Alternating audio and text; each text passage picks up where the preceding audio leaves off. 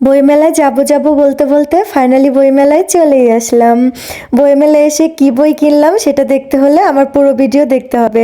আসসালামু আলাইকুম, সবাই কেমন আছেন? এই তো জাহাঙ্গীরনগরের ভিতর দিয়ে রিক্সায় করে যাচ্ছি। আমার বাসা জাহাঙ্গীরনগরের ভিতরে। একদিন আপনাদেরকে জাহাঙ্গীরনগর ঘুরে দেখাবো। দেন রিক্সায় থেকে নেমে এই বাসটায় উঠে পড়লাম। ফাইনালি আমরা চলেই আসলাম বইমেলাতে। বইমেলায় এসেই ঘুরে ঘুরে দেখতেছি, দেখেন কি সুন্দর লেখা অন্যধারা। এটা একটা বইয়ের দোকান। দেন আমরা এখান দিয়ে ঘুরে দেখতেছিলাম, এই বইয়ের দোকানটা অনেক বেশি সুন্দর। দেন এইখানে আমরা বইগুলো দেখছিলাম, রবীন্দ্রনাথ ঠাকুর, তারপরে শরৎচন্দ্র চট্টোপাধ্যায়, আরও নানান লেখকের বই দেখতেছিলাম। দেখেন আহা আমি গোধূলি বিকেল, এই বইটা আমার অনেক বেশি ভালো লাগতেছিল, তো আমার ফ্রেন্ডকে দেখাচ্ছিলাম। তো আমরা ফ্রেন্ডরা সবাই মিলে ঘুরতে এসেছি। দেন এই পাশটাই ছিল বইমেলার পানি। দেন দেখেন এই পাশটা কি সুন্দর, তাই না? পানির মধ্যে মাছ কিন্তু ছিল।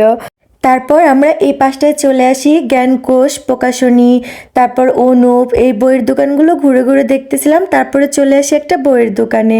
তো এই যে নিঃসঙ্গ বাতিঘর, পদ্মাবধূ, এই বইগুলো আমরা একটু দেখতেছিলাম। দেন আমার কাছে একটা বই ভালো লেগে যায়, সেই দিনের একগুচ্ছ গোলাপ। এই বইটা আমি একটু পড়ে পড়ে দেখি।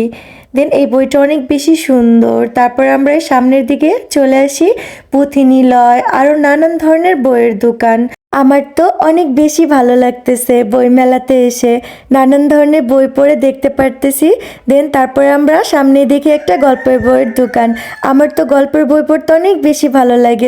আপনাদেরকে আরও কিছু বই দেখে, অনেক সুন্দর সুন্দর বই। সত্য দিনের অপেক্ষায়, ইট পাটকেল, সানজিদা বিনতে শফির লিখা, প্রিয় পুরুষ, মোহনা জাহবির লিখা, তারপরে আমি অন্ধকার থেকে বের হতে পারিনি। বইমেলা আসলে অনেক সুন্দর সুন্দর বই পড়তে পারবেন, নিতে পারবেন। তো বইমেলার ভিতরে সামনে এগোতেই দেখি একটা নুডলসের দোকান, এখান থেকে নুডলস নিতে পারবেন। তো দেখি চুড়ি, চুড়ি তো আমার ভীষণ পছন্দ, চুড়ি পরতে আমার ভীষণ ভালো লাগে। তো আমি এখানে কিছু চুড়ি দেখতেছিলাম। তার সামনে দেখি একটা মজোর দোকান। একটা ইন্টারেস্টিং ব্যাপার কি জানেন? আপনি হাফ লিটারের একটা মজো কিনলেই লুডো খেলতে পারবেন একবার।